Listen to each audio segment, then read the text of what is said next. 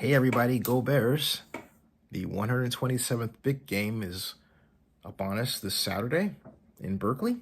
And I'm really excited because if Cal wins, if we win, of course, we become bowl eligible. And for the second time in as many years, right?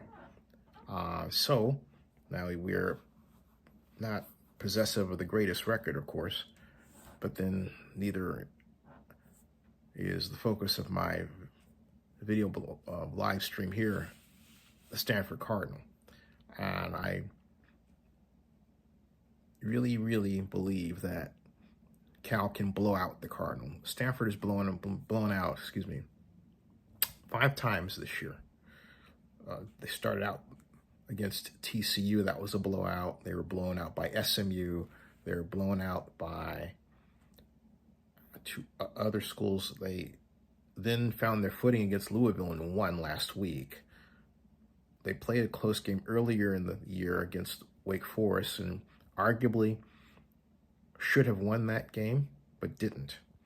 But overall, like this, even with like Virginia Tech, for example, where they were blown out, Stanford has played opponents that are quicker off the ball than they are. And that's particularly true with respect to its defense against the run.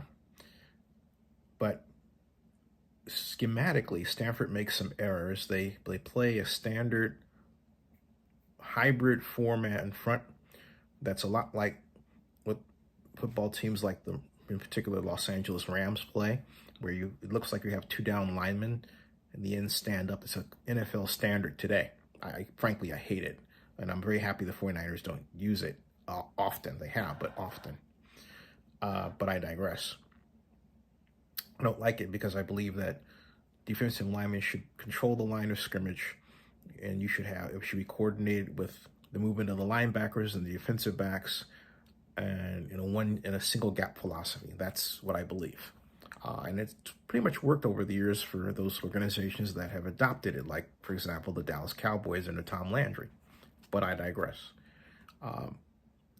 In watching the videos in preparation for this vlog of the Stanford Cardinal, what I noticed is that when they often play that 4-man front configuration, they leave off-tackle gaps exposed far too often. And Wake Forest ran a play featuring their running back, of course, that was a cross buck, as we call it, from, let's say the quarterback is here, all right, and going across.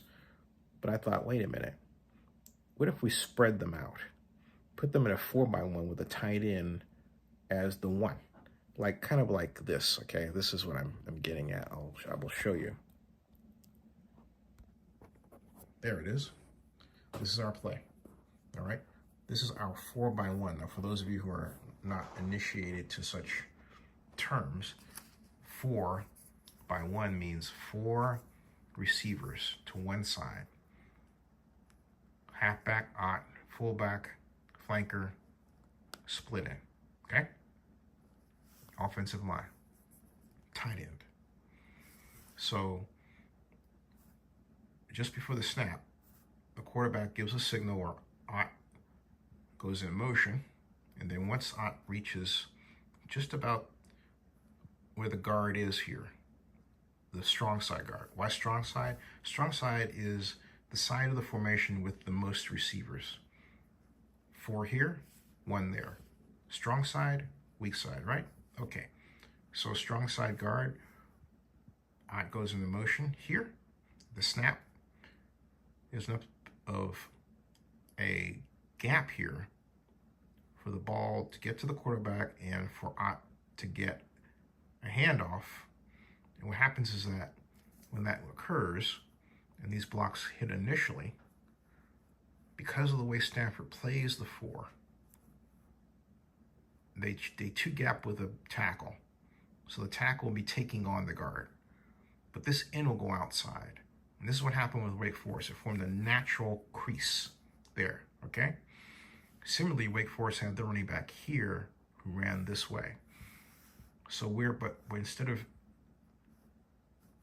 having a formation that immediately broadcasts that we have a running back in the backfield, we're putting our back in motion at the last second.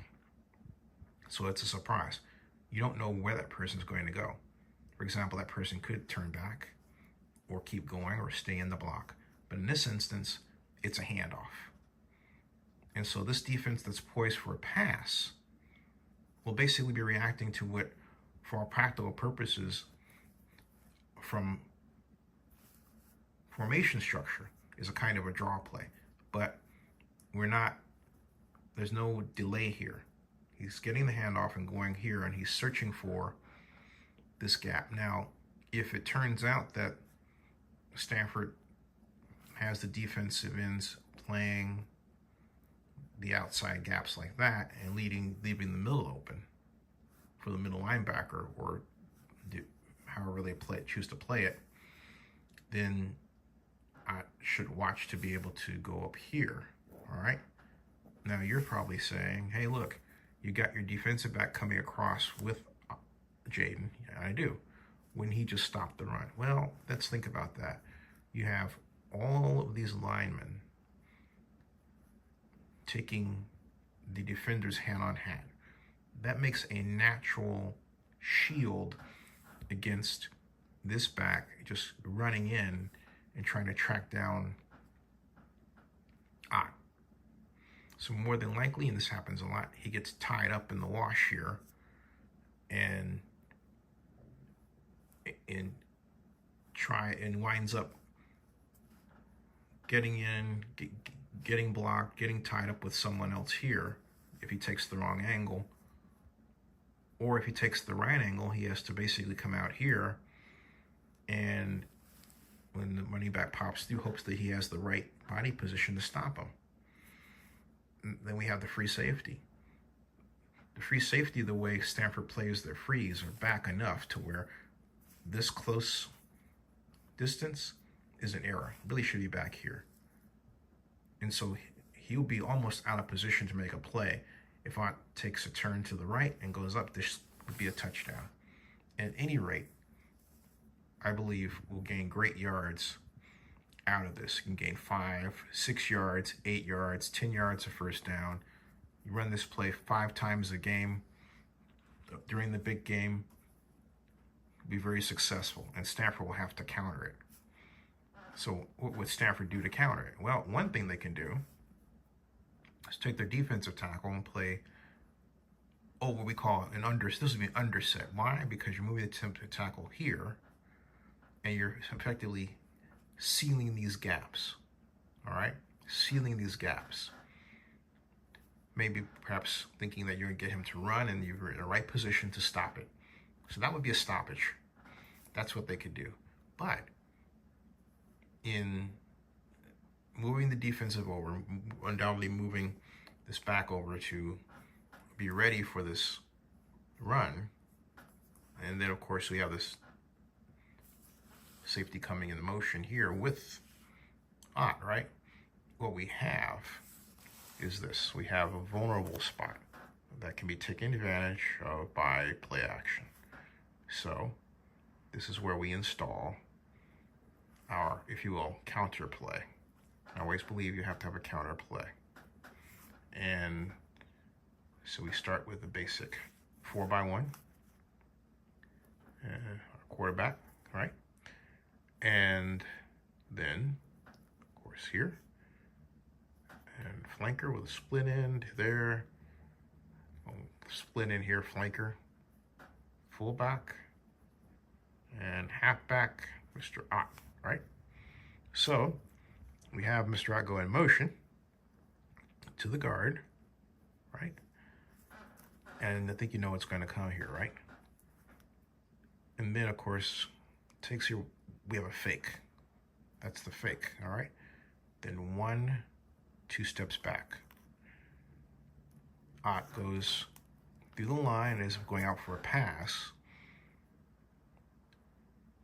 And then, okay, and then goes out here, okay? This is go out 5 yards here and then out, all right? Should be wide open. But while he's number 1, what we're looking for, okay,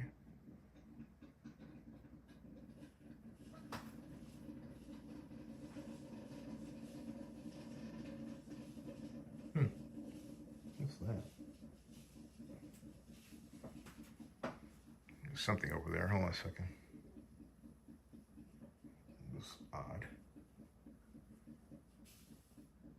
Okay. At any rate, oh, that was the heater vent. At any rate, what we're looking for, sorry folks, life is never dull around here. So we have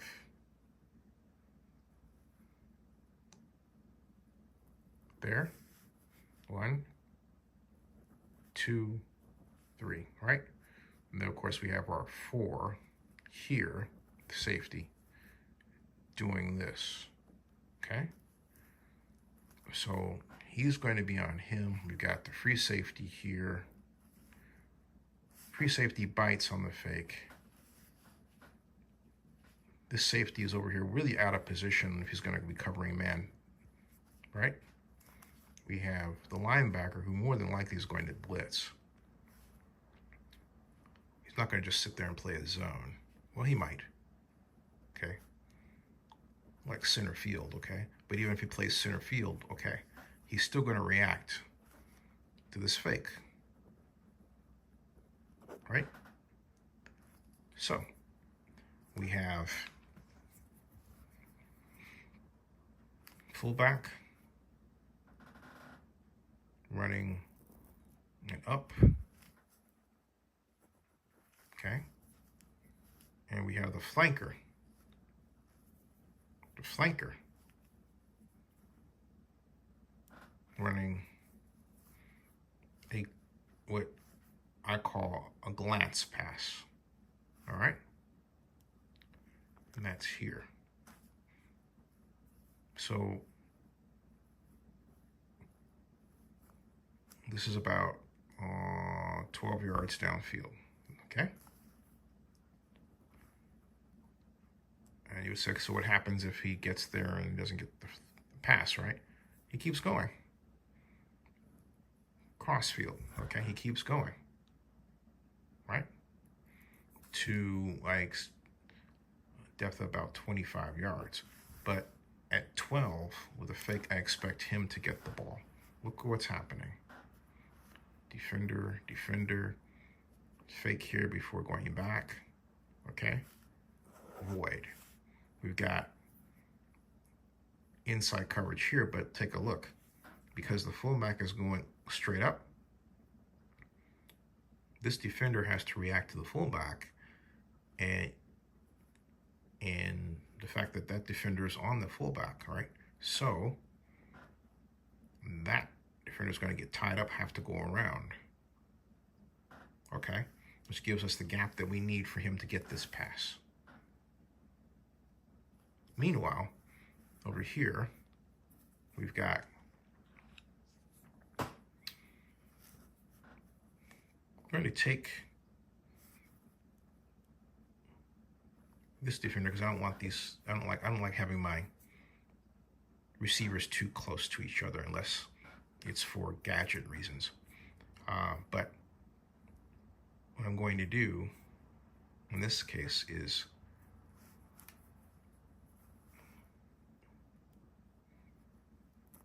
I'm going to pull him back like that, thereby pulling him in, okay? So that I'm getting him out of the picture. Or if it's double coverage here, guess what? I may wind up pulling him or him, okay? But I just want him to sit here, literally, as if he's expecting the pass from here. It's not going to happen. It's a fooler. It's a fooler. We have no intention of throwing to him. We're stretching the defense. You see that? We're stretching the defense. That's what we're doing here. Oh, and you said a tight end, of course, stays in the block in this configuration. Now, I may toy with the idea of putting the tight end here out, but I don't want that because what I want to do is I want to emphasize the run fake first. Okay, and I don't want to give my quarterback too much to think about. You've got number 1 here. Okay, and then this is number 2. And then this is number 3. Possibly for the touchdown. Okay, either way. I'm looking for yards after the catch here because I got my hole. I'm looking for just a plain beat defensive back because of the fake here. The pattern that emphasizes the outside. Maybe I haven't bent out a little bit more. But I'm going fake, and I expect him to be out. If he's not out, I'm going here immediately. And if I've got a situation where the safety's already over and I've got maybe linebackers over here, another backer over here, nobody here, I'll tell our quarterback to forget number one, forget throwing the Ott, just fake and then pop it over here. Okay? All right? That's what I'm talking about. So, coming out with a fake, coming through here, and coming out. I think timing-wise, though, he is going to pop open before he does. So, I'm going to call an audible on my own play. I'm going to reverse it. Fake number one. Number one. Because the only reason he would not be open is if the free safety were here and the linebackers were here in the lane, right? In other words, not biting on the fake. But we have the fake nonetheless. It gives Ott time enough to get through the line and then out. So Ott becomes number two. That makes sense. So we have 1, 2, and then number 3 becomes an alert. Okay?